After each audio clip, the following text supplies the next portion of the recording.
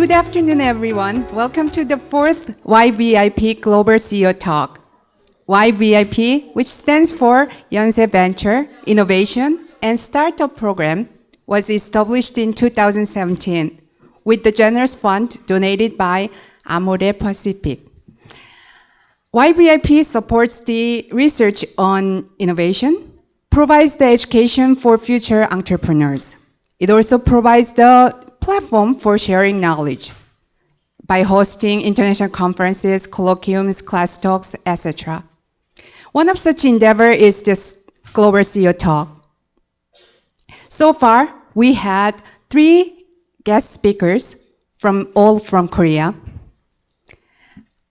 서경배 회장님 from Amore Pacific, 홍석현 회장님 from 중앙홀딩스 JTBC, and 지영석 회장님 from Elsevier. And today we have a very special guest all the way from Finland.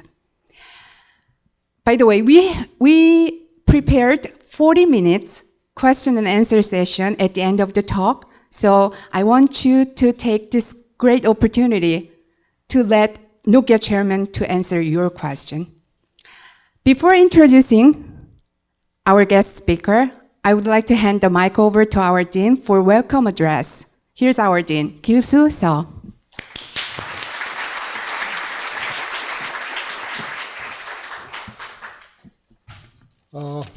Good afternoon.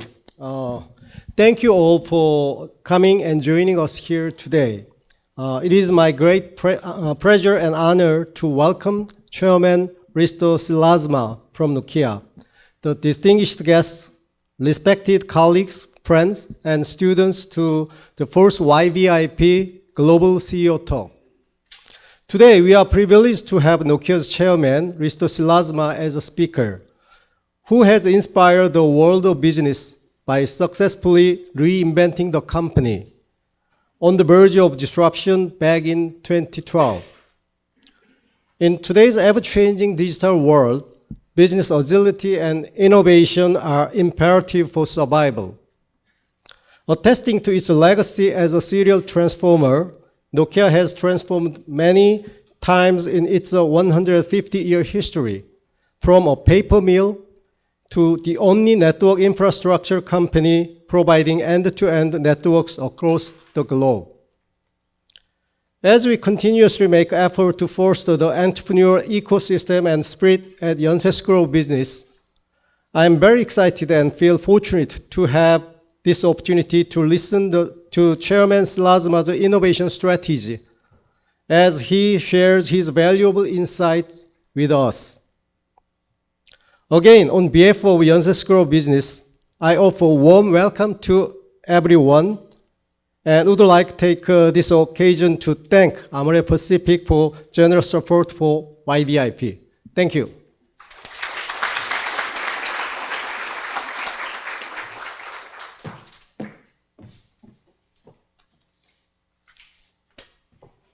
Today, we have an honor of having a very special guest. Mr. Risto Silazma is the chairman of the board of directors of Nokia Corporation. He's the founder of F-Secure, a true entrepreneur, an angel investor. He's also an inspirational speaker. You can find his many talks on YouTube. He's also author of an acclaimed book, Transforming Nokia. This multi-talented man is behind the complete transformation of Nokia from the mobile phone manufacturer to a leading communication technology company. Nokia's transformation is one of the most challenging and remarkable discoveries in corporate history. And we are going to hear the stories from the very man who orchestrated the whole thing. Please welcome Mr. Chairman Risto Silazma.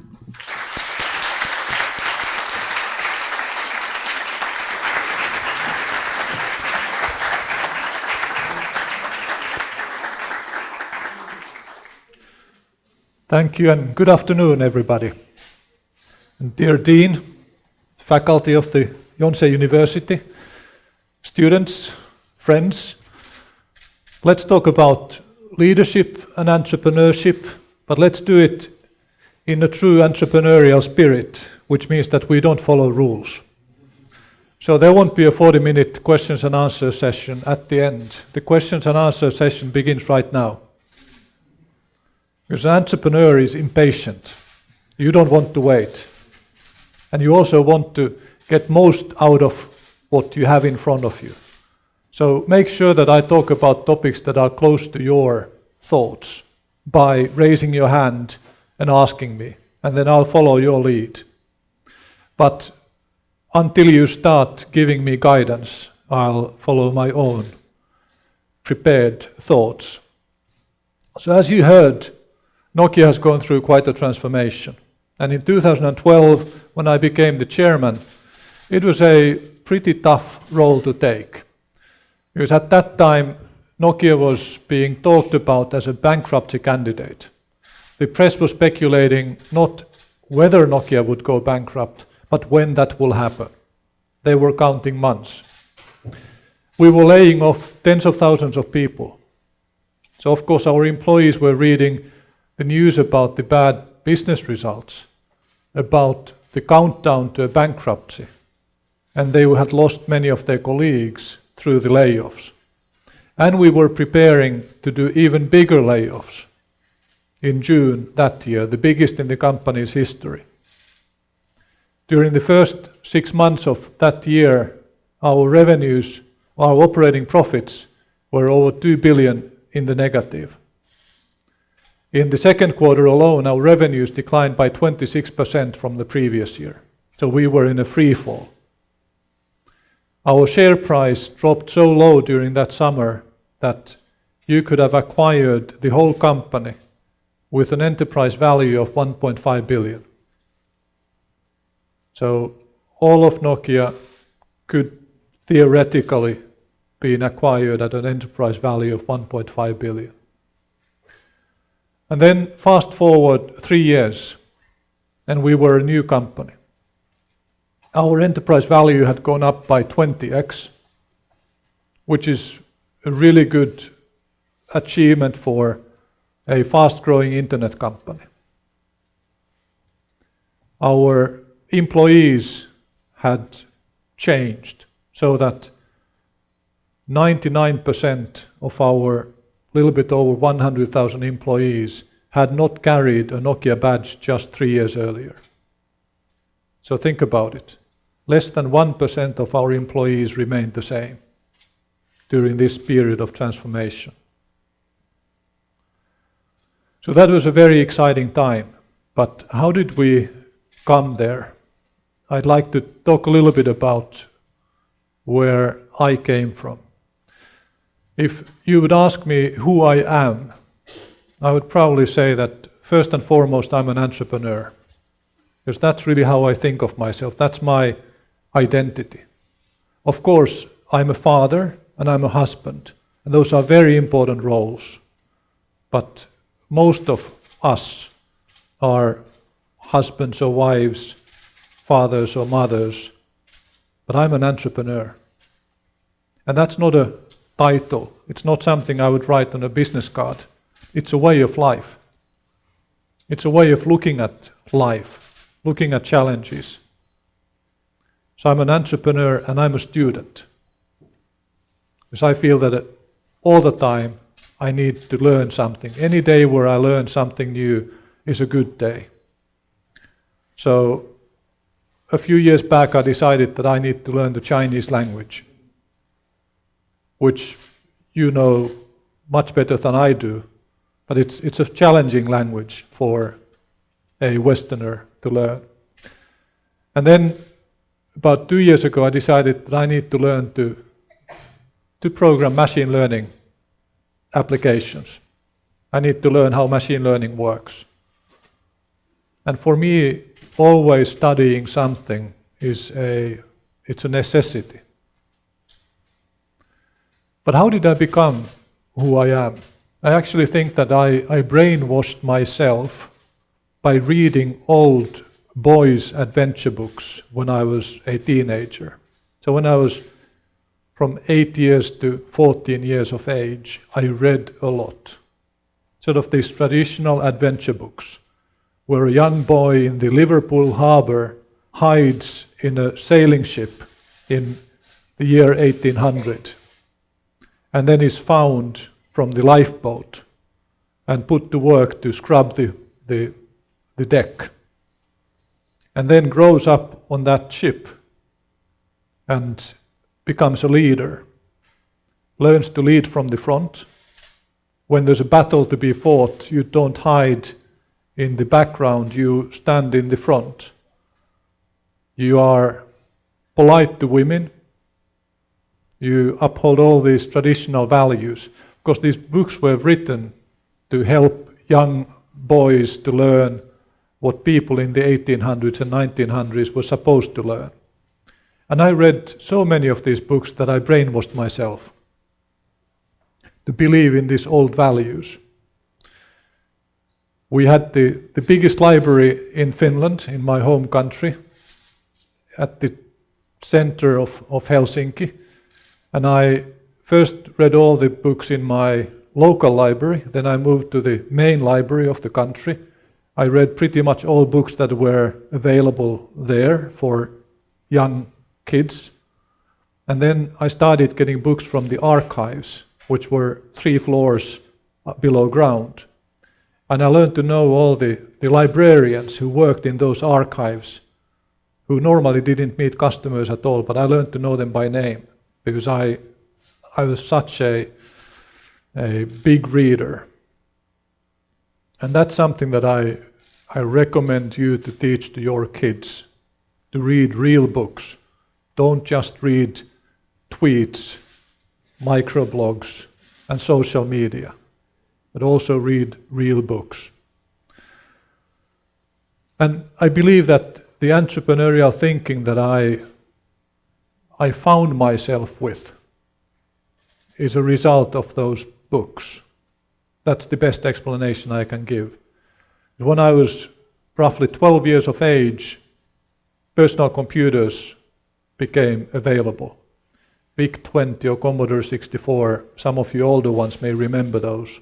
And I wanted to have one, but my parents didn't have money, so I had to start working to earn some money to buy a computer. And then when I got the computer, I started, of course, programming, and I wanted to make the best adventure game in the world. I had this dream that if I can create something, and this was in the 1982, most of you have no idea what the world was like back then. It was very different from today. It was not nearly as international because there was no internet and people didn't travel that much. So the idea that somebody on the other side of the world, like in Korea, would use something that I created in Finland, that was a dream for me. And I worked on that game for quite a lot, but unfortunately my dream or my ambitions were too high for what the hardware could do. So in the end I had to terminate that project. But then I had worked so hard that I thought, what could I do with this work? So I decided that I'll become a journalist. And I wrote an article on what I had learned while working on that program.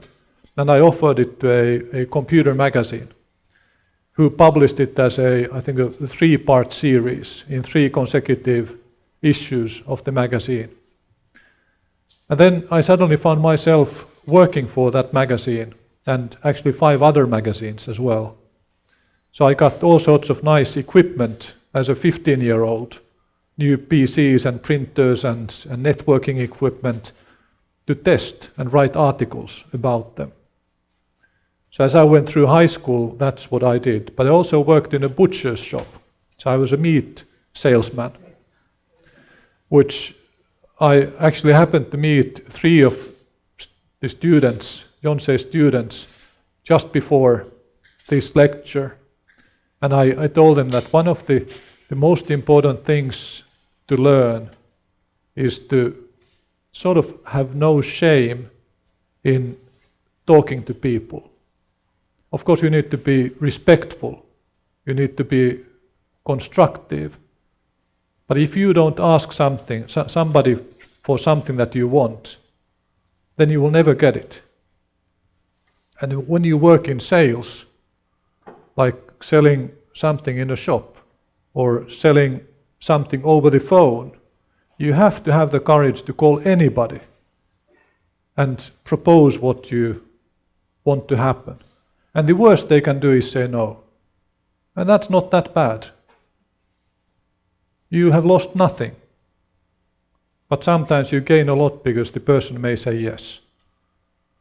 And that's something that you should all learn. It's not enough to just learn the theory, but you learn to deal with people in a constructive, respectful way, so that when you finish the engagement, you leave good feelings behind you. And that's a big part of leadership. So one place where I learned a portion of leadership was selling meat to people for 2.5 years while I was working through high school. And then I enrolled into the university. My choice was to go for the department that it was most difficult to get to, which is a really, really bad way of choosing what you want to study. But I had a friend who had decided that he wants to go there, and he told me that this is almost impossible to get into. And I told him, I'll get in with better points than you do. And then he said that, no, you won't. And then we had a competition. And that's how I chose what I would study. And luckily what I chose to study was something that is perfect for an entrepreneur, because I studied international marketing, international law, finance, business strategy, computer science, macroeconomics. So it was a hodgepodge of different topics. I was not really good in any of those because we didn't go deep enough.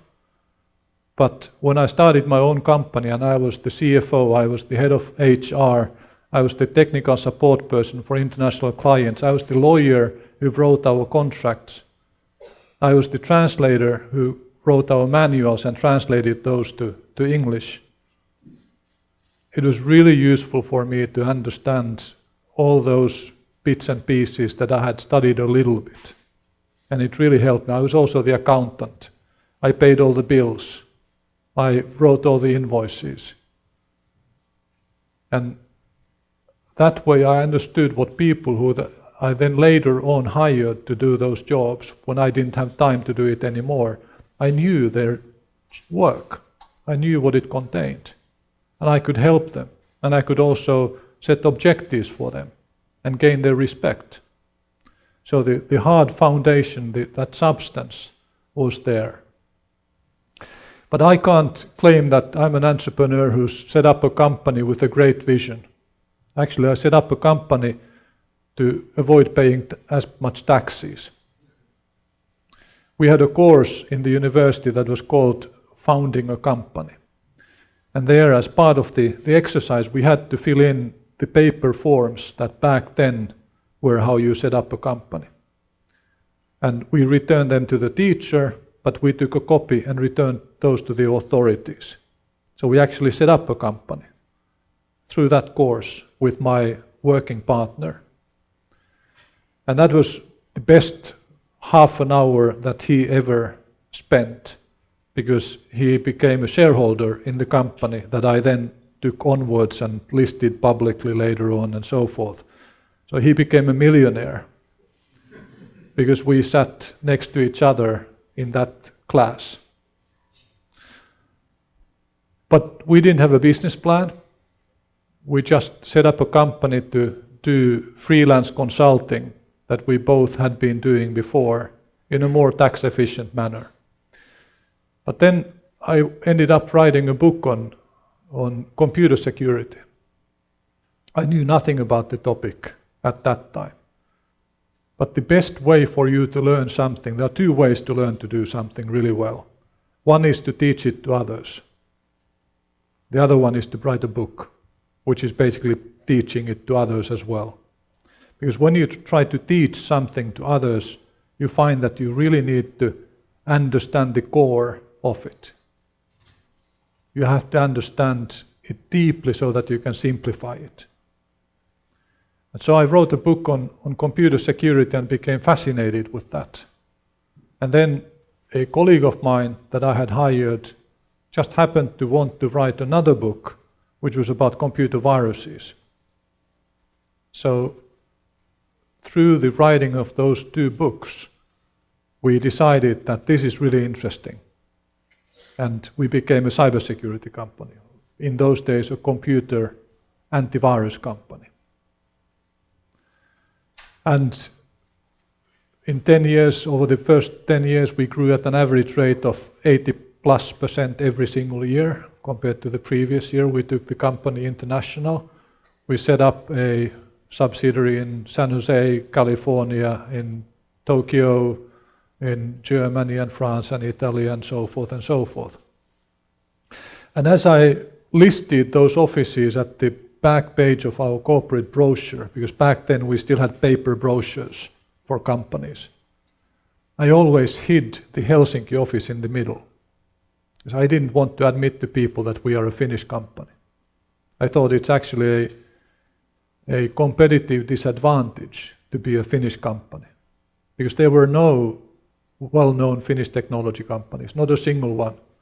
Finland was a wood and pulp country. We had lots of wood and we could cut it down and make paper, and that's it.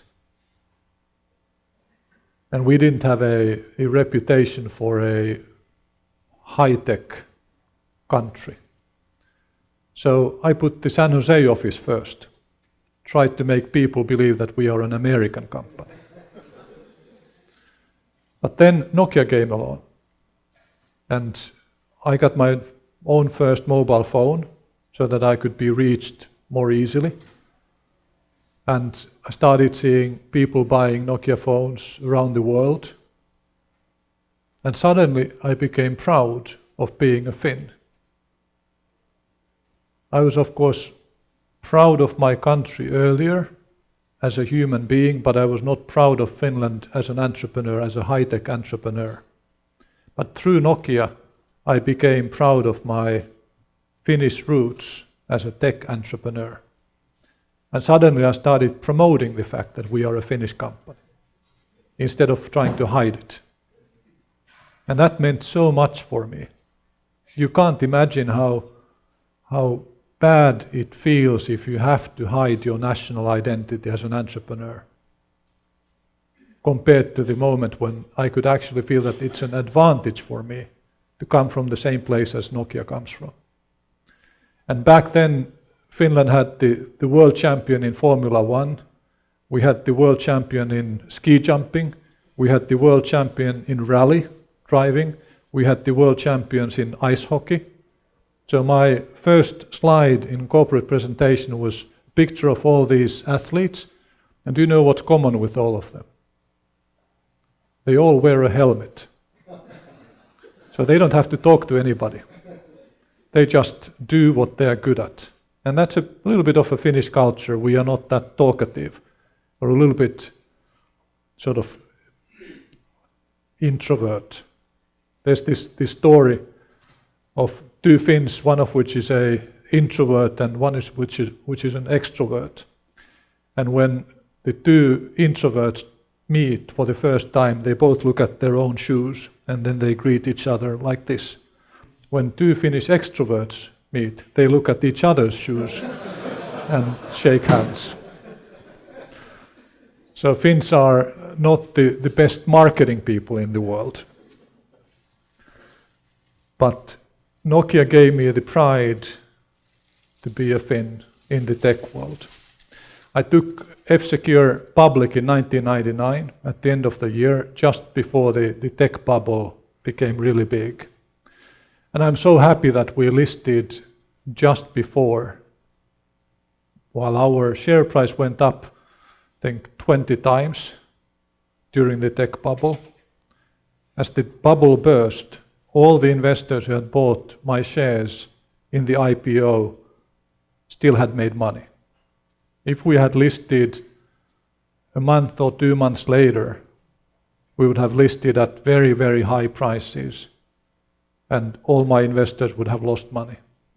And for me, it was much better this way because I had my self-respect. I might have made 500 million euros myself through listing just a little bit later, but I would have lost a portion of my self-respect. And there's no price tag for your self-respect. So in the end, I was very, very happy that we listed before the tech bubble. In 2006, I had been CEO of F-Secure for 18 years, and I started feeling that I'm not learning anymore. 18 years in the same company, in the same role, even if the company grows and the market changes, I was not learning as much as I wanted. So I decided that I want to step down as CEO, and I became chairman of F-Secure. And then I started doing all sorts of other things as well. I wanted to help Finnish entrepreneurs to become internationally successful. So I started doing angel investing quite actively. And in those days as well, I was once speaking at the Helsinki University of Technology with a colleague of mine. And we had 600 people in the room. And my colleague asked, how many of you want to become entrepreneurs? And let me ask you the same question now. Hands up, how many of you would consider it a sort of a likely or possible outcome that you will become an entrepreneur? Hands up. Yeah? Maybe 20% of hands up. Many of the people who raised their hands didn't look Korean. Or let's say the other way around, a high portion of the non-Korean people in the room actually raised their hands. Maybe because it takes some courage to start studying in a foreign country. So you have a little bit of an entrepreneurial spirit. But in 2007, out of those 600 people in Finland, 3 raised their hands. 3. And 2 of them were foreigners. That was pretty shocking. Of course, I knew the fact that Finns are, or were, especially back then, very risk averse, afraid of failure. In Finland, if you do a bankruptcy, your reputation is gone. So you want to avoid that type of failure at any cost. And if you are an entrepreneur, you shouldn't be afraid of a bankruptcy. It can just be an end of one phase and then you try again. But if you are deathly afraid of bankruptcy, you won't dare become a real entrepreneur. So then we decided that we need to do something about this. And that put a lot of things into motion. And today, if we ask the same question at the same university, I would say that roughly 60% of hands will be raised. So from 0.5% to 60% in about 10 years. I think that's quite a remarkable change. In 2008, I was asked to become a member of the board of Nokia, and that was a dream come true for me. I had so much respect for the management team in Nokia. Not only had they given me self-respect and respect in my country and my origin, but also they had created this huge world power in mobile telephony. Nokia had over 40% of the mobile phones market, which is the low-end devices, non-smartphones. And the Nokia operating system Symbian had at its best 71% of the smartphone market. And Nokia had roughly 50% or 50 percentage points of the world smartphone market at its best. In the fast-growing Chinese market, Nokia had 60%. In the Indian market, Nokia had over 80% market share at its best. Nokia was 25% of all R&D investments in Finland. Nokia made over 80% of the corporate profits in Finland, which means that all the other companies combined made 1/4 of Nokia's profit. Think about that.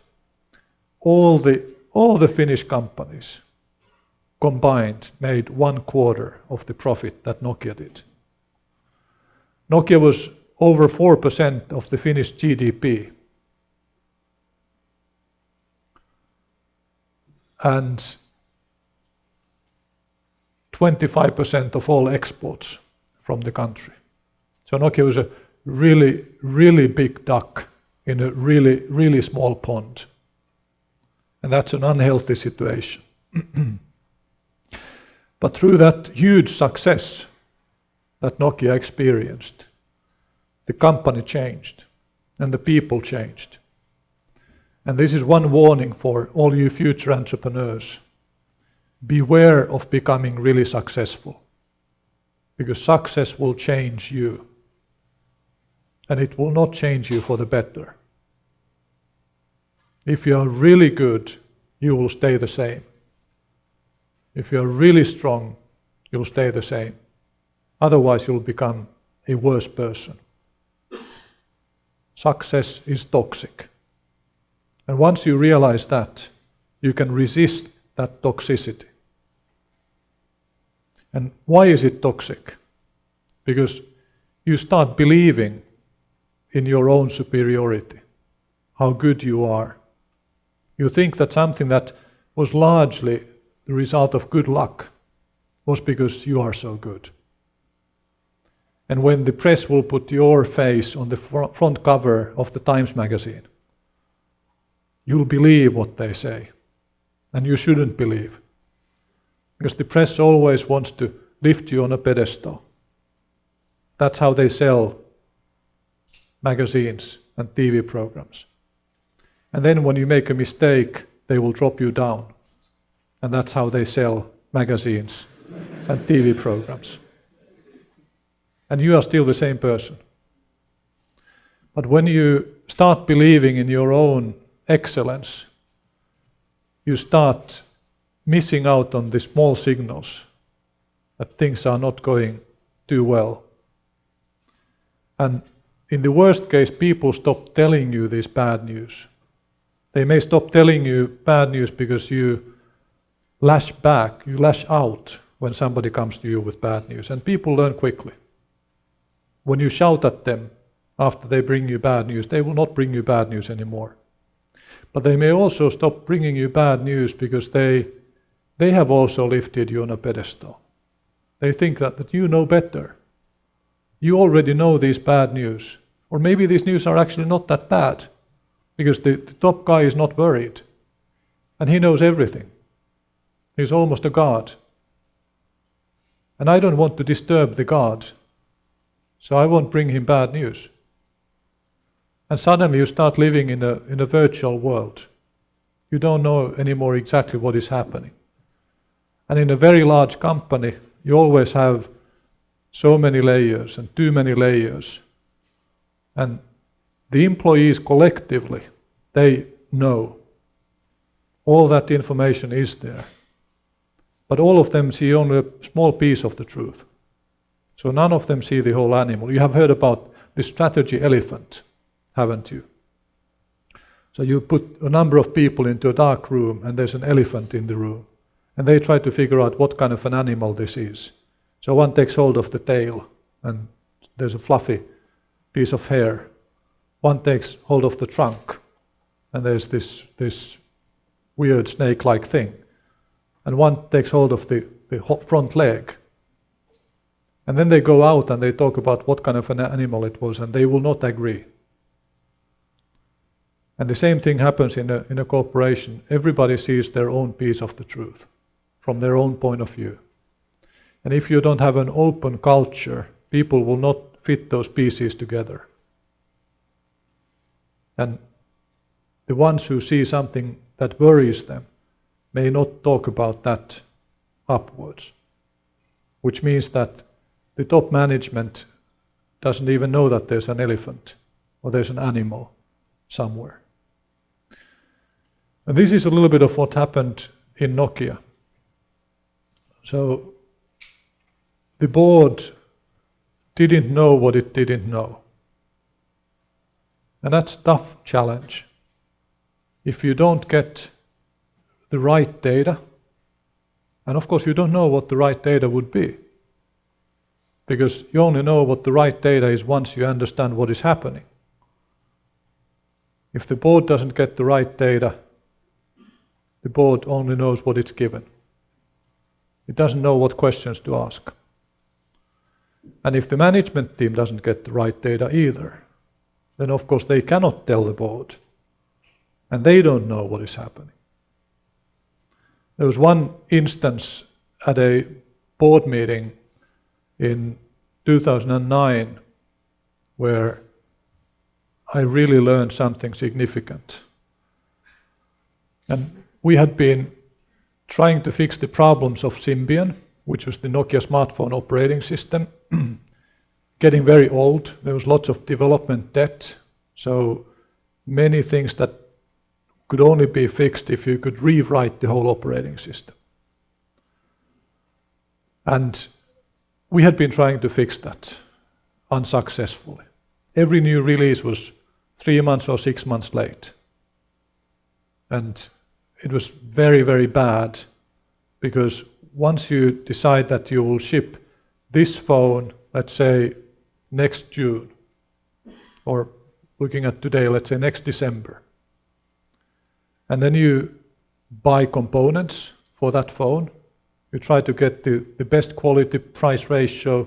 If it's a high class phone, then of course you need to get the high premium product components, and you have the operating system that will ship with that phone. But then if the phone or the operating system is delayed by 6 months, you delay shipping the phone by 6 months as well. Back then. Nowadays with Android, for example, of course you just ship it with the latest Android version. But back then the operating system was customized to the hardware, which didn't make sense, but that's how the company worked, because that's how they had worked 10 years before, when the software and the hardware had to be custom linked. But Nokia continued to do that. And therefore we shipped our devices late, and when they shipped, the components were already old. So what was supposed to be a high class device actually had old components. So the camera was not as good as the competition's latest product had. There was not as much memory. The processor was not as fast as the competitors' products, and so forth and so forth. So the guy who ran R&D was on stage, and we had just heard that the latest Symbian version had again been delayed by 3 months. This was the third time that particular Symbian version was delayed. And he said that, I'm really, really sorry. Symbian is delayed once more. We need 3 months more. And then he went on to the next topic. And I raised my hand and said that, can you explain to me how come we are always delayed? This has happened many, many times before, and we are all always sorry for it happening. But why does it happen? What's the root cause? And he said that there are many, many root causes, but we are fixing those. We are on them. And then he tried to move on. And I said that, hey, can you give us one example of a root cause? And he said that the compilation process of that operating system has taken 48 hours. And this means that, well, just about the same if you're a movie director and you are filming a scene, and of course you want to see immediately what it looks like so that you know that whether you need to retake it. But then somebody tells you that, yeah, in 48 hours you can see it. And then you can decide whether we need to retake it. Of course it doesn't work. It's impossible. The actors go home and, do we stop now to wait 48 hours and see whether the take was okay or not? impossible.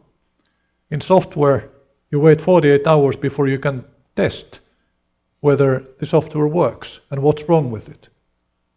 Actually, the whole build process took 2 weeks. It was not just 48 hours for the compilation, but for the whole build process, 2 weeks. And we had thousands and thousands of software developers working on that. And then they wait for 2 weeks to see if the version works. Of course they don't wait, they continue coding. So they are at a different place already when they get the previous version. And then there are bugs, and then they start fixing those, and it's a complete jungle. It really doesn't work. So the guy said that this is an example, and now we have been working on this, and it's only 24 hours at the moment for the compilation. He was not talking about the build process. And then he tried to move on. And I again stopped him, saying that, why didn't you have mentioned this to us before? Because we have been talking about these constant delays many, many times. And then he said that, I only learned about it recently. And then it was like a lightning struck me. Because how is it possible that in a company that is supposed to be the best company in the world to create smartphones, the person who is directly in charge of all those devices and operating systems doesn't know that our compilation process is unbearably slow. Nobody has told him. We have thousands of people who know how slow it is, but they hadn't told the person who is in charge. And what is even worse, we have had these delays for a very long time, and he has not gone to look for the root cause. He has not asked, so he has not known. So what is wrong in a company where people don't dare tell the management why we are failing? And the management doesn't go looking when they see that, hey, this doesn't work, we are failing. They don't go and look for why it's happening. And then I understood that there's a cancer in the culture. And that was a moment that I will remember as long as I live.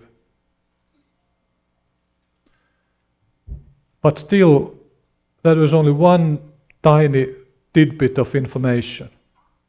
Now we've shown a flashlight to one thing, understood, okay, there's a real problem, and we understand a little bit about it. And we see a cultural problem which is bigger. But still there were many, many other challenges and problems that we didn't know about. We didn't know how to ask the right questions. And the culture was that we shouldn't ask nasty questions. I got sort of a rap on my fingers for this episode that I had this dialogue with the guy who ran R&D, because it was not nice that I challenged him in that way. And I tried to do it in a nice way. I really liked the guy, but I didn't like the fact that we didn't know and he didn't know. No one had told him, and he had not gone out to find what's wrong. So we continued moving on in a way where we had decline in revenues, and then the management said that we have a plan, and our forecast is that revenues will turn up like this next quarter. And the next quarter they didn't turn up, they continued coming down. And the management said that we have a plan, and it will turn up next quarter. It didn't, it went down. But the management had a plan, and it will turn up. And if you would plot all these forecasts into one graph, it's like a hairbrush turned upside down. So there's these hairs pointing up like this, but it's always going down. So the only thing that we really knew for sure is that whatever the plan is, it will not work out. That was almost guaranteed, because it never did. But of course that's an impossible situation to be in. And then finally, the situation, or actually after this meeting that I described where I had this dialogue, we decided to change the CEO. And we got a new CEO in the next fall, who started digging up much more about what's wrong. He came from the outside, so he had to learn the company and he had to ask a lot of questions. And that helped the board to understand as well. And one of his conclusions in January 2011 was that Symbian is not fixable. It's just not possible. And we had a new operating system that we had been working on for a number of years called MeGo. That was supposed to be sort of like an Android but much better. And his conclusion was that it's too little too late. We can't compete with Android. And then we had nothing.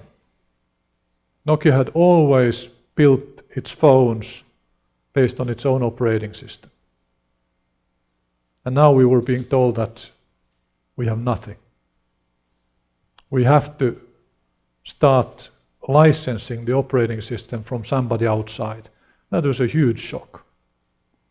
It's like a car company that is suddenly being told that your engines don't work. You need to give up on manufacturing your own engines. You are BMW, but you have to buy the engines from Nissan.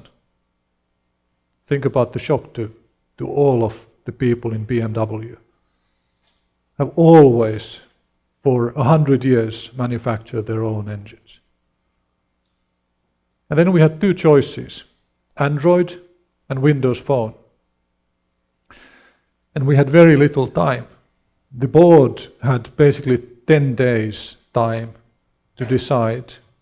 Of course, the management team had worked much deeper into the analysis and had talked to both Google and Microsoft for a number of weeks. And we looked at, okay, with which one shall we be more successful? And it's a very human thing under those circumstances to think about, okay, how do we succeed in the best possible way? And we concluded that with Windows Phone we will be more successful because we are by far the biggest manufacturer of Windows Phone devices because of an exclusive or semi-exclusive relationship with Microsoft that we were negotiating. With Android we would be one of the many Android manufacturers. A number of Chinese companies, and there's LG and there's Samsung and there are many others who have been doing that for a number of years already. So we would be a latecomer. And it's very unlikely that we would become the biggest, as we were so badly late. So we'll be more successful with Windows Phone. But there was one question that we didn't ask, and it was, how could we fail? So it's very human to focus only on how do we become successful. But it's very, very important to also ask, how can we fail? Because if we had analyzed that, we would have concluded that with Windows Phone, we either will succeed in a big way. If Windows Phone succeeds, then we'll be the biggest player. If it doesn't succeed really well, it will collapse and we'll be dead. It's a very binary situation. With Android, it was unlikely that we would become the biggest player. But we would be a medium-sized player. If we don't really succeed, we'll just be a medium-sized player. It's not great, but maybe we'll do some profits. Maybe we'll be break-even. Not what we want, but we won't die.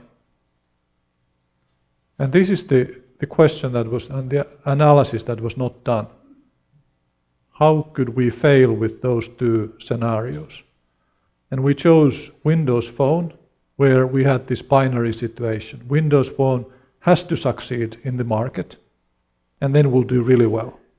If Windows Phone doesn't succeed, we'll be dead. And we didn't understand that. So when I became the chairman in mid-2012, we had launched our first Windows Phone devices. And by the end of that year, we had grown faster than Android had grown in its beginning years and months. So if we would plot the Android growth and the Windows Phone growth, the Windows Phone growth would be higher. But we started so much later that as in the beginning of 2012, yes, 2013, we shipped roughly 300,000 devices per week. Guess how many Android devices were shipped? 1 million every day. We had grown faster than Android, but they just had started so much earlier that we were not catching up. Every single day we were losing almost 1 million devices in market share to Android. And of course, our products were getting better and the Windows Phone operating system was getting better and so forth. So that was the situation during 2012 and beginning of 2013. As I became chairman, I wanted to change the culture of how we talked about things. So one of my favorite sayings was, bad news is good news is no news, and no news is bad news. And bad news is really good news. If you can honestly tell your people that I want to hear bad news, and you really decide that you will not lash out at someone who brings you bad news. You rather pat them on the back and say that thank you that you came to me so quickly. This is the culture we want. Okay, now let's talk about where we are, and this is not a good situation. How do we fix this? But thanks for telling me. And thanks for telling me early. So bad news is good news. And then no news is bad news. If you don't get that news flow, that's really bad news about the culture. And such sayings that I hear that Nokia people are repeating today, they have a lot of power. They are like slogans. They simplify what we want to do and how we want to do things. As an entrepreneur, I had many of these that I used to repeat to people. And then I was always so happy when I heard people talking, at the coffee machine, and I heard them repeating my slogans. Then I knew that the culture was going where I wanted it to go. I also decided to create rules for the board, because I felt that it's not enough to just say that, hey, we want to be more open and we want to be, telling bad news and so forth. It's much better to really think about it from a sort of one step higher on the abstraction level. Sort of what kind of an environment do we need so that we can be successful? So don't go first into finding out what the problems are and fixing them one by one. You can do that in a week's time or 2 weeks' time. First think about, okay, how do I create an environment where we'll be successful together? And that will bear fruit for years and years. Just fixing a problem may help you today, but it will not bear any fruit for the longer period. So I created what we call the golden rules for the board. And there were 7 of them. The first one was very simple. It just stated that assume the best of intentions from others. Very simple. Means that when somebody says something that you don't agree with, stop, don't object, don't retaliate, don't argue. Think that, okay, this person has the best of intentions to say what he's saying. So what don't I understand? And then you will ask a different question. You'll ask a question that indicates that I believe that you have the best of intentions. I just want to understand what you mean. Instead of saying that you are wrong. We can never do that. You have wrong data. Pointing a finger. And the last rule out of those was that any board meeting where we don't laugh out loud is a dismal failure. And my goal is always that during the first 10 minutes of every meeting, we have to laugh out loud. We have to start the meeting with laughter. Especially if we are talking about the bankruptcy of the company, laying off tens of thousands of people. You may think that it's callous to laugh at the beginning of such a meeting, but all leaders are human beings. And we need a counterbalance. We need to feel somehow positive even when we deal with difficult things. So the more dire the topics on the agenda, the more important it is to find a reason to laugh together. Not laugh at people, laugh at shared experiences in a positive way. And then there are other golden rules that you can find online in a number of locations that we keep up to date. And as always, sometimes the process is more important than the outcome. So as the board works together to decide, okay, how do we make ourselves successful? What can we do together to guarantee future success? That process brings the board together. I also did a lot of other things that had not been done before in the company.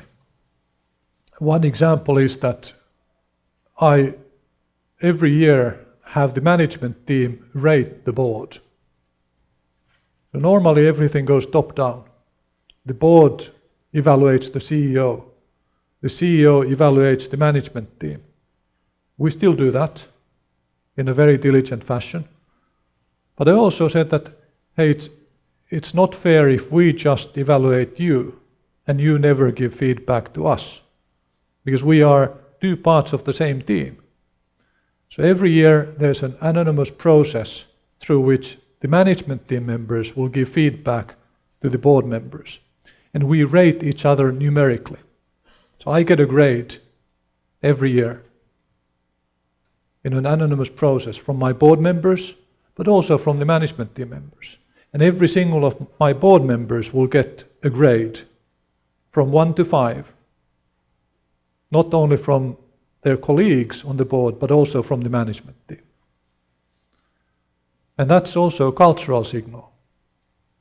It's a very different way of thinking. We are all equal. It's not that we on the board are much better than you are in the management team. Not at all. We have a different role. But if we work well together, and we respect each other, and we demand a lot from each other, then we'll do well as a company. Also, it's not customary for somebody who's recruited to a board to step out of the board after 1 year. But sometimes we do mistakes in recruiting. And I decided that if I will recruit a board member who is not doing a good job, I will ask that board member to step down after the first year. Because if the CEO recruits a bad management team member and says that, yeah, this was a huge mistake, but we can't let him go, because it would be disrespectful. So we need to let him be here at least for 5 years. We know that that business will go down the drain because the leader doesn't know how to manage it, but we just have to let him be. We would never allow that as a board for the CEO. So how can we allow ourselves to do that? It's completely wrong. We have to hold ourselves accountable, the same way that we hold the management team accountable.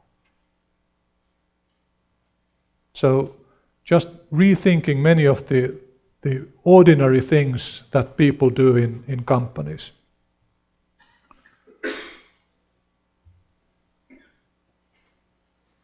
So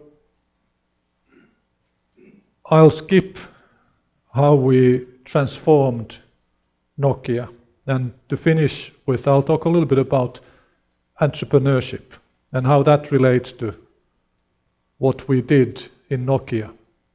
So I define the core of entrepreneurship as a sense of ownership.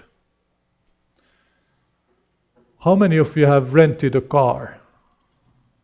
Maybe such a young audience that many of you have not had a chance to do that yet. But anybody here who has rented a car and washed it yourself? There's one exceptional man. Because normally people don't wash rental cars. Because they don't feel a sense of ownership. It's somebody else's car, and that somebody else will take care of it. I'm only using it for a few days. And the same applies to companies. If you don't feel a sense of ownership for what you do, and you treat the company that employs you as a rental car, then you will not do a good job. An entrepreneur or the founder of the company will always feel accountable, will always feel a sense of ownership, always feel that whatever happens, it's my responsibility, even if it's somebody else's responsibility in the org chart. But I recruited that person. I manage him or her, or at least I manage the person who that person reports to. It is my responsibility. And that sense of ownership is at the core of what I call entrepreneurial leadership. And anybody and everybody can feel that sense of ownership.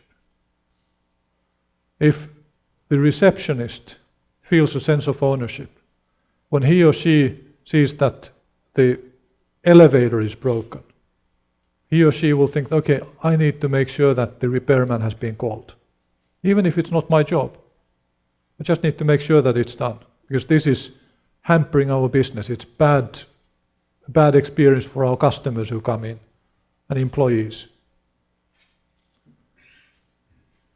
Once I came to the Nokia offices and we had just installed big displays between the elevators, which displayed today's news and the weather and all sorts of company information. And after 2 days, when I came into the office, there was a Windows error message moving across that display. And I was like, oh, it doesn't work anymore. So these are sort of birthing pains. That's okay. The next morning when I came in, it was the same thing. And I was really concerned that while this is a minor thing, but people, all our people see it every morning when they come in. They see that this still doesn't work. Nobody has done anything to it. And if they sort of use that as an example for their own work, it means that if I have something broken, I'll just let it be. I don't need to fix it, even if it relates to my work. Because there are other things broken in the company and nobody cares. So I contacted IT support as a chairman of a 100,000 people company, asking, why don't those displays be fixed? At least take the power off so that they are blank, rather than allowing the error message to travel across the screen. And they said, yes, it will be fixed in 2 hours. I don't know whether they had been planning to fix it already, but it was fixed in 2 hours. And that's a naive example, perhaps, of sense of ownership. But you can feel a sense of ownership of anything that you see that is broken. And you can think, what can I do to make sure that that's fixed?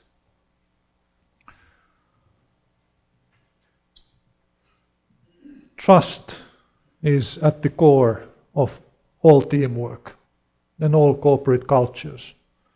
So whenever you do almost anything, you can always ask yourself, there are many ways of doing this. Would one particular way create more trust than the other ways?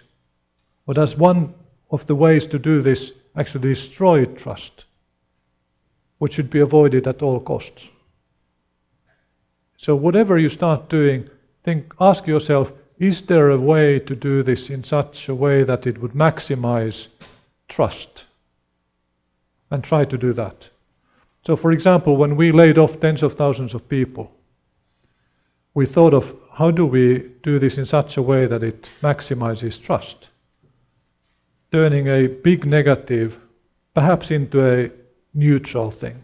I can't say that it would become positive, but at least it perhaps could become a neutral thing. And we created a program called Bridge. And I won't bore you with the details, but there were a couple of really big innovations there. One was that we looked at the people that we were letting go and looked at who is the most credible senior leader among that group, and asked that person, would you be willing to run the Bridge program for the people who are laid off? And you are one of them. And then appointed a senior leader that people knew and respected. And people knew that he is being laid off. He's one of us. I'm being laid off, he's being laid off. But he's running this Bridge program that the company is funding very well, and the only objective is to help the people who are laid off. And the company was not dictating how to do that. The senior leader collected people who would be laid off and created a team that started thinking, how do we use these funds? And we agreed on a number of principles, one of which was that we will take full responsibility. We will not hide from our responsibility. We'll not say that it's the markets and it's the competition and it's the government and it's us.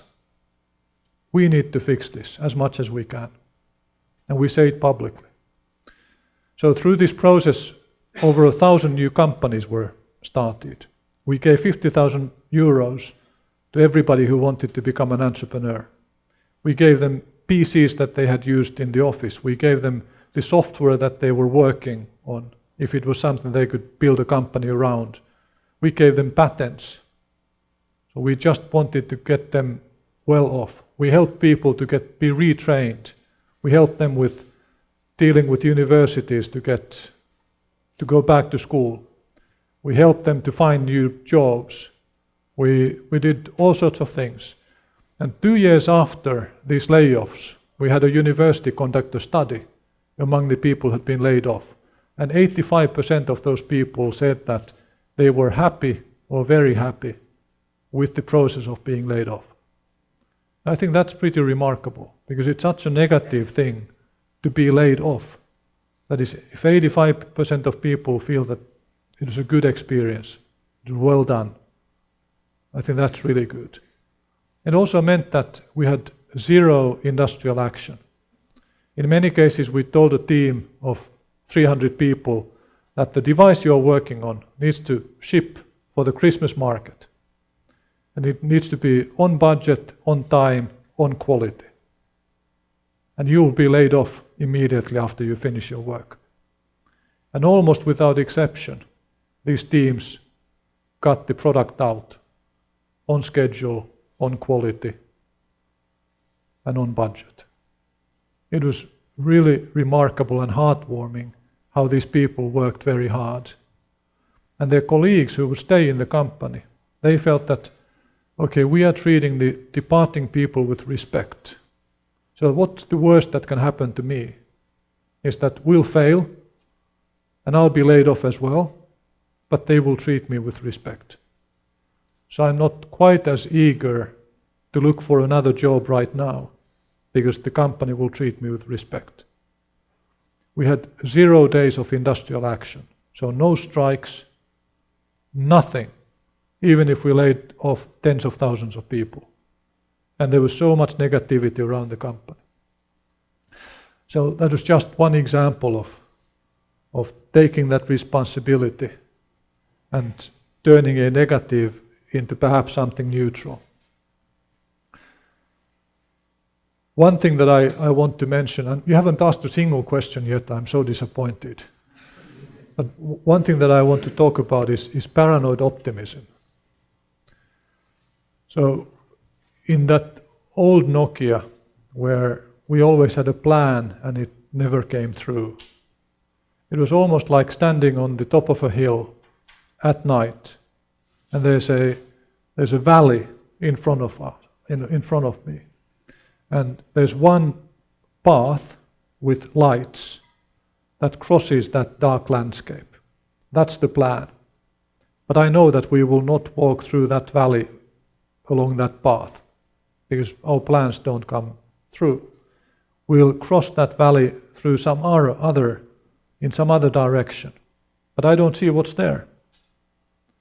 So paranoid optimism for me means that we need to worry about the worst possible outcomes.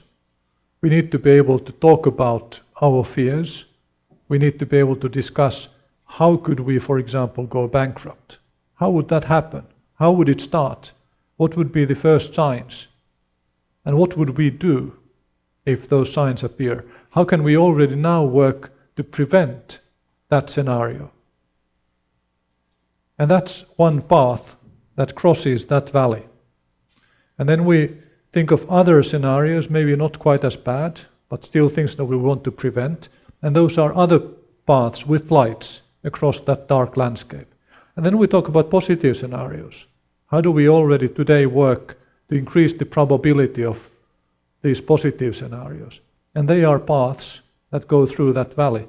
And suddenly we have a very good understanding of what the ground is like, what the terrain is like in that valley.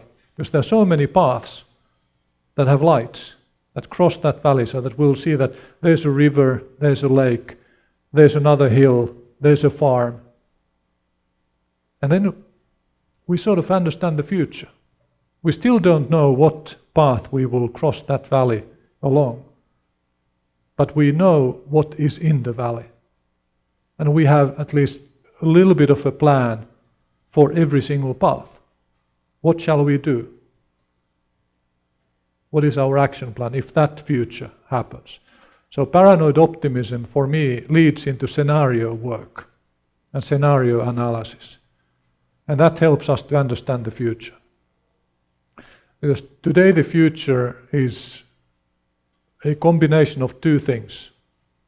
It's complicated because of rapid exponential technologies and geopolitics and all sorts of things. It's quite complicated as opposed to simple. And it's quite unpredictable because there are so many things that could happen. We just don't know what will be the future, as opposed to being predictable. So from simple and predictable, we move to complicated and unpredictable. And that combination is called complexity. And the future that is complex cannot be predicted. We can't have a single plan. We can't have a single path across the valley, because it's impossible to predict that this is the path that we will walk along. We have to have scenarios so that we're prepared for any of these futures, any of these scenarios. And if you feel that change has never been as fast as it's today, how many of you feel that way? Change has never been as fast as it's today. A few of you. I think most of you should feel that way. But I still think it's the wrong way to look at it. I think a better way to look at it is to say that change will never again be as slow as it's today. It sort of wakes you into action much more. Because if you think that way, then you want to get things done today. Because it's easier today than tomorrow. Because tomorrow change will be faster. And this combination of complicated and unpredictable will be even more difficult to unravel. And that's the entrepreneur's way of thinking about the speed of change.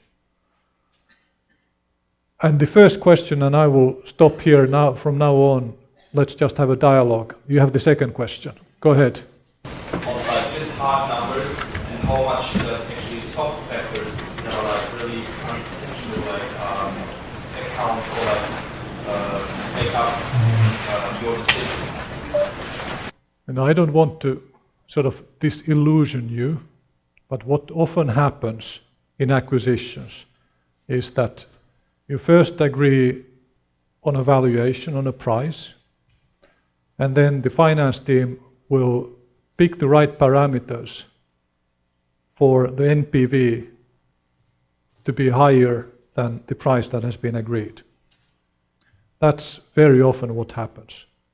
Because just tweaking the interest rates and the the horizon, growth rates, and just a few numbers, you can swing that value, that net present value of cash flows, a huge deal. So you can always create an Excel sheet that proves that whatever you are doing is right and makes sense.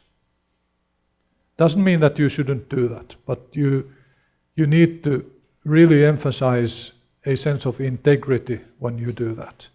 So you don't start from an outcome that you already know, and then you create a model that fits that outcome. But you honestly build the model from ground up, bottom up, and see where it takes you. And then if it doesn't match with the outcome that you know the management wants, then you should insist on a culture where you can say that this is the best I can do. This is based on the best understanding currently. And then of course you have scenarios. If we can grow 10% faster, then it would be fine.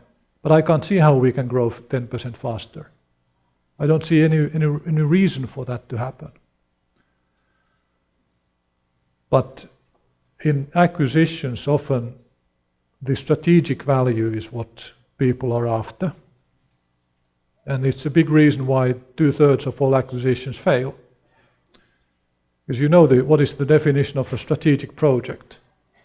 The definition is that it's something that you pour money into and you lose money. That's the definition of a strategic project. It's strategic because it's losing money. If it weren't strategic, you would not be allowed to lose money. Therefore, it has to be strategic. So we sometimes fool ourselves to lose a lot of money by just misleading ourselves.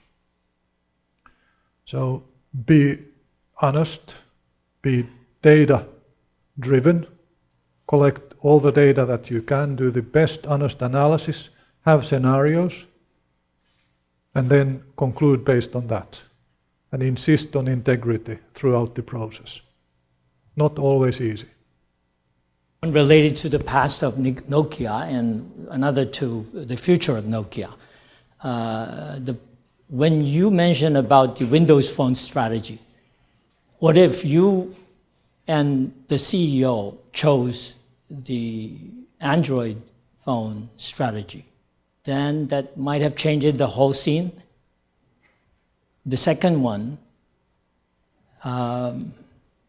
you are now building network infrastructure company for the future. And you've done a wonderful, strategy of acquisition of Alcatel-Lucent. But you are going to competing, in order for you to be staying ahead of competition, competing against Huawei, competing against Samsung and Ericsson and many others. And how would you approach that strategic acquisition differently? Because it's a French and American, even though the American roots rooting down into the Bell Labs and the innovative powerhouse, but it is those Frenches probably didn't do the good job at all. How come you as Finnish, the global, not as Finnish or the global Nokia will approach that differently and stay ahead of the competition? Thank you. Excellent questions. So first, if we had chosen Android, and by the way, I was not the chairman at that time. I was a board member, so I was involved in that decision, but I didn't know much, and we had little time. But anyway, if we go back to 2008, when I joined the Nokia board, and that was the year when iPhone was still brand new, had been launched in 2007. Android was not yet out. Android launched in the end of 2008. So what could the Nokia board and the Nokia management team have done in 2008 to avoid the problems? In hindsight, I'd say that there's only one thing that could have been done. if we had back then decided that we'll make a significant investment into Android, just like Samsung did. We could have become the Samsung. And we were in a much better position back then than Samsung. So we had an advantage. But is that at all realistic? Think about it. Nokia had 45% of the world market in both mobile phones and smartphones. Nokia had always had its own operating system. Our operating profit was record high. We were growing. There were some sort of problems with the technology. iPhone had launched to really a big fan club of, let's say, a fairly small fan club of people who really loved the iPhone. But consumer studies showed that people don't want a touch phone. Most people, when asked, said that I don't want a touch phone. If you believe what people say, then touch phone is not the way to go. And Android was a product from a search company, this unreliable American search company.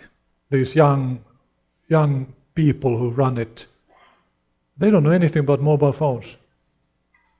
So how could the Nokia decide that what we have worked for years is not good, and it will not become good? Instead, we'll take from operating system from this search company, an operating system that is not yet even out. And maybe they will launch it in the fall. And maybe it will be okay. Maybe not. Impossible. I would have voted against that. But even though, if we had, the interesting thing is that we might be worse off today than we are. Think about how weird life is. If you have a situation where there's one right thing to do, it's almost unbearably difficult, almost impossible. And yet, if you do that, you'll be worse off 10 years later by doing the right thing. And I think the same applies even more if we had decided in 2011, when we chose between the Windows Phone and Android, if we had decided on Android, we quite likely would be worse off today. And that's a weird thing. By doing the wrong choice, we did the right thing. But of course we didn't know it. We didn't know that it was the wrong choice, but we definitely didn't know that it's the right thing to do. So that through trouble, we'll actually get to a better place. Because of course we could have so easily just disappeared down the sinkhole. But that's life for you. You can always turn a bad situation into a good one. There's always a way. And in our case, we engineered ourselves into a really bad situation, but we found a way out. That turned out to be so good that in the end, it was better to go through this dark period than do the right thing, the right choice much earlier. You're asking, how do we compete against Samsung and Huawei and Ericsson? So when we acquired the Nokia Siemens networks to form the core of the network infrastructure Nokia, this new Nokia, we acquired a company that was quite good in mobile networks, but didn't do anything else. Sort of a one-trick pony. And one thing that we understood about 5G is that 5G is the radio interface. It brings a lot of new functionality, but it will not work if you don't build the rest of the network to support this edge network, this radio interface. So you need to invest in new routers, you need to lay out a lot of fiber, you need to build your cloud infrastructure, you need to change the software, the brains of the network, so that you can take advantage of all the features and functionality in 5G. But we couldn't supply any of that. When an operator wanted to think, okay, what is our network architecture? They wouldn't talk to a person who only delivers a small slice of that. They want to talk to somebody who understands all of it, who has a vision. We couldn't have a vision because we only did that small slice. So there was only one company in the world that had a perfect fit to us, bringing all those other pieces that we didn't have, and who also had a small radio piece that complemented us. And that was Alcatel-Lucent. They were the number one in fixed networks. They had a fast-growing, very technology-driven routing business. They had, of course, a software business and a service business, which we also did. And the complementarity of those assets was very, very good to Nokia. On the radio side, Alcatel-Lucent mostly worked in the United States. They worked with AT&T and Verizon. In our case, we mostly worked with Sprint and T-Mobile in the US. We had very little business with AT&T and Verizon. So again, the complementarity was perfect. And Alcatel-Lucent did very little outside the United States. So by putting these two companies together, we created the only end-to-end, i.e. all the pieces, the only end-to-end infrastructure company in the world that covers all markets. Ericsson doesn't have routing at all. Huawei doesn't operate in the United States. Samsung is very focused on certain markets, but doesn't have the legacy networks at all. They have worked in a great way with 5G, but they don't have, for example, single RAN for the European markets. And then they don't operate globally. So we believe that in the 5G era, we have a good opportunity because of the end-to-end nature, and you need to rebuild much of the network to take advantage of 5G. And we can supply all of that, and all those pieces fit together. And we operate completely globally. So we believe that it was a good strategic choice. First of all, thank you very much for your time. I have two really quick questions. The first one is, how can you manage to be there standing for 1 hour and a half? And the other is, what advice can you give us now that we are students, that we are in the range between 20 and 25 years old? If you were back in time, what would you do different if you were a student now? So if I were a student now, I would be doing exactly what you personally are doing, i.e. study abroad. I would probably have gone to China and studied for a longer period of time in Chinese. Would have been painful in the beginning, but I would have learned the language. And you're learning the culture here as well. That's probably what I would have done. And I would still look for an education that is pretty broad. Just like I explained what I randomly ended up studying. And for an entrepreneur, that was ideal. For a CEO, that was ideal. So I think I would still put together something similar. But I would maybe do a year in China, we do another year in Korea, we do a third year in the US.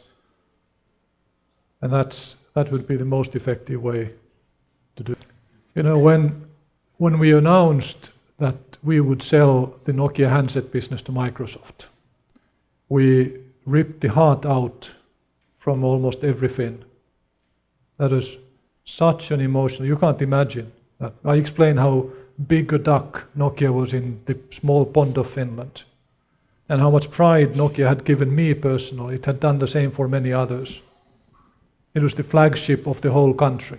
It was 80% of the corporate profits of all companies in the country. And we sold it. We had an AGM where we put that deal to vote. I think I stood 6 hours on the stage, and the questions were not nice. It was 6 hours of torture. It started extremely negatively, But I really tried to answer every single question as well as I could, even if the questions were like, you had done a huge mistake and you have destroyed Finland and how can you live with yourself? I still tried to answer that question as well as I could. And over those 6 hours, the tone changed. And in the end, we even got some praise from the audience. So the anger had to be let out, and you just patiently answer every single question. And time flies when you have fun. Or when you focus on something. It was not fun, but when you really focus on something, it's important. You don't feel the time. I think we are running out of time, so there was one question there, and maybe you, and then we probably have to finish. Joo, terve vaan, kiitos paljon. Mä oon Jeremy Soijamäki, mä oon Helsingistä. Ja He's speaking an encrypted language. Yeah.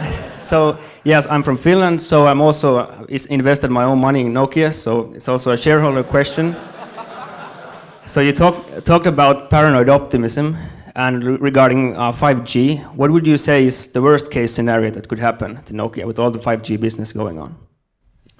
I can't tell you.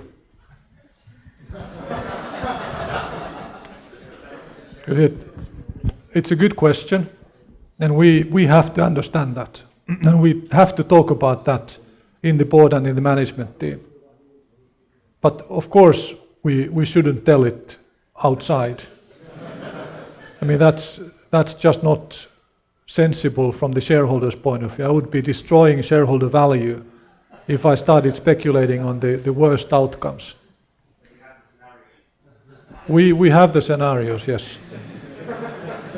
Yeah. And then on this side.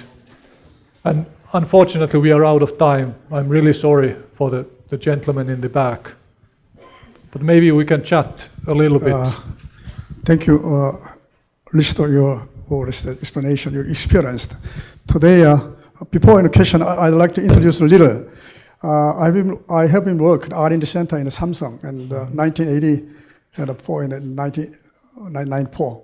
And 20 years I spent in the R&D, 20 years experience in the university and teacher, you know. My experience is when I involved in the product in the facsimile, you know. I involved in the R&D in the center, in the Samsung, in the key product, in the facsimile product. And the Nokia is a handphone device. You know? Mm-hmm. At that time, in the how I overcome in the Japan market, you know. In the Japan, we analyzed in the Japanese product. Then I focused on the half on prime cost, half on the Japanese product, you know. Second, the product is the reliability and quality. In the 1987, we first in the export and marketing in America, you know. In the Japan, they are, street price in the decrease that. Then how to in the competitive that. Because of our product in the half of prime cost in the Japan when you compare. Then $10,000, my point is the $450. Mm-hmm. Then Samsung override 1989, the whole market. Previous times in the Japan whole market in the world side, you know. Then my experience in the points, the reason is R&D strategy, you know. I'd like to explain a question to you, you know. The reason at this day in the post-generation industry and the generation innovation, product like the AI, artificial intelligence, and the robot and drone, and what is the CPS and so on. So a lot of in the technology in the create that. The company are a little confused which product in the export when you export to in the world market we can override. You know. Now when I compare my experience, Nokia, you are surviving now. But in future time, what is your strategy about the R&D? Not R&D technology, huge in the area, in the confusion, when I think that, you know. Mm-hmm. Which product is more on the comparable? The other thing is the marketing is important. First in the R&D technology. Nokia is your oriented, technology-oriented company, you know. Then if you are explained a little, but maybe a strategy is the secret to your company. Aware of that, in the future times, which product, technology-oriented products is more important. In the Nokia, what kind of plan in the R&D product, in the strategy and the market, if you explain that. Thank you. Thank you for the question.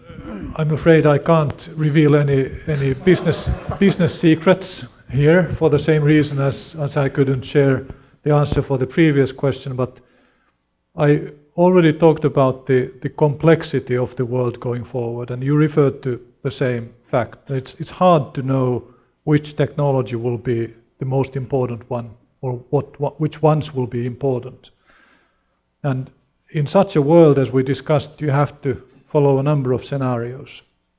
So I think for R&D purposes, you have to be a little bit like a venture capitalist.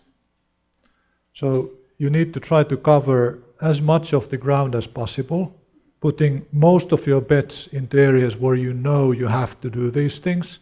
But then as you go further out from those, you find more innovative ways of buying access or guaranteeing access to those technologies.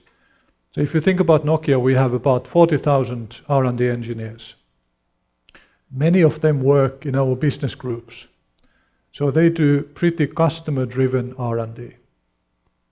And that's things we know that the customers need and they want. It's typically fairly short-term R&D. Our customers don't know what they need in 5 years' time. They do know what they need next year and the year after. So a portion of our R&D funding goes to cover those needs. But then how do we cover the more long-term needs? Of course, we have research teams in the business groups as well that go a little bit further out. Then we have Bell Labs. Bell Labs is about 1,000 PhDs. We just got our 8th Nobel Prize last fall for Bell Labs. We just got a new Fields Medal for mathematics 2-3 weeks ago for Bell Labs. So we do a lot of 10x type research in Bell Labs, meaning that we're not looking for incremental improvement, we are looking for transformational improvement. And that research covers anything from quantum computing to just new protocols for optical transmissions to new radio protocols, etc., etc. So that's one way to pick certain bets and put talent and money behind them. Then we have an internal team that tracks about 1,600 companies around the world at the moment for partnering for M&A purposes. So there are companies that are working on something that might become really interesting. And as we track them and we know them, we can always decide that we'll try to engage with this one to acquire it, to license technology, to build a partnership, whatever, but we know the company and we are tracking them. Then we have an internal venture capital operation, which is actually managed by an independent partnership, so a typical venture capital management company, but Nokia is their only LP, or their only limited partner. We are the only source of funds for them. And they have done a really, really good job, both financially as well as investing in companies that have become partners for Nokia. So that's spreading our bets a little bit further out through a different type of a vehicle. So overall, doing different levels of R&D horizons internally, short term, a little bit longer term, really long term, tracking a lot of companies, and then making investments into key areas, and then doing M&A.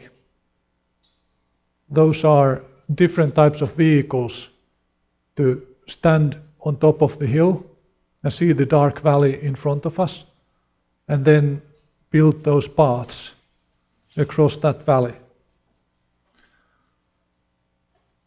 And then we just hope that we have made the right bets, and we make new bets all the time, and we kill old bets. So always trying to predict the future. But I'd like to thank you for your patience. I hope I gave you some food for thought I would have loved to continue discussions. There were a number of questions in the back, but it's your fault. I told you that you can ask questions at any time, and you didn't. So now we run out of time.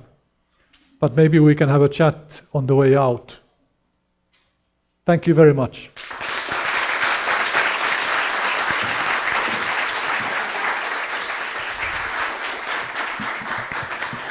Thank you. Before closing the event, we have prepared a small ceremony. Please come forward, Dean. Would you mind coming to the podium? Mr. 실라즈마 has donated his honorarium to Yonsei School of Business. We really thank for his generosity. Thank you. Kitos. Yeah.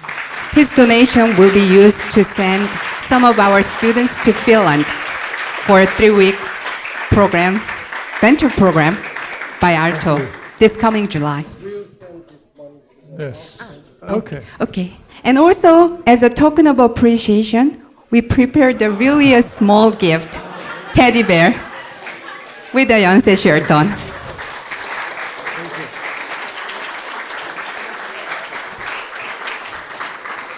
You know, this is really the easiest way to be generous, because they told me as a surprise to me that they will be paying me a fee for this lecture, and then I just gave the fee back. And it's a really easy way to be generous. But Well, thank you for again. your generosity. Thank you. Okay. Well, this has been the most success. We have seen the sellout crowd today, and we thank you for your participation. Hope to see you next CEO Talk next semester. Thank you. 참석해 주셔서 감사합니다.